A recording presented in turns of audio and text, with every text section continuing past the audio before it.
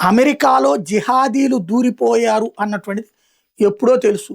Already ఇప్పటికే న్యూయార్క్‌లో scene మారిపోయింది. టెక్సాస్‌లో సీన్ మారుతోంది. క్రమంగా ఈ లెబనానా, యెమెనా, పాకిస్తాన్, ఆఫ్ఘనిస్తాన్ ఇట్లాంటి దేశాల నుంచి అక్కడికి వెళ్ళి చొరబాటుదారులుగా వెళ్ళి శరణార్థులుగా మారి అక్కడ వాళ్ళే కథ నడుపుతున్నారు.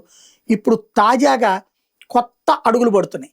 ఒక bombshell report Michigan senate candidate Abdu Abdul Rahman Mohammed El Sayed వాళ్ళ అమ్మ టెర్రర్ ఆర్గనైజేషన్తో లింకులు ఉన్నది అని తేలింది. డైరెక్ట్ ఫైనాన్షియల్ సపోర్ట్ చేసిందట ఒక తీవ్రవాద సంస్థకి.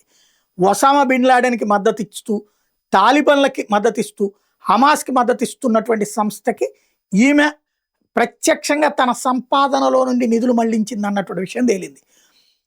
ఏదైతే ఈ ఫటీన్ ఎల్కమి ఇస్లామిక్ అమెరికన్ రిలీఫ్ ఏజెన్సీకి ఫౌండ్ చేసి అంటే స్థాపించి టెర్రరిస్టులకి డబ్బులు పంచుతోంది అన్నటువంటి విషయం తేలింది.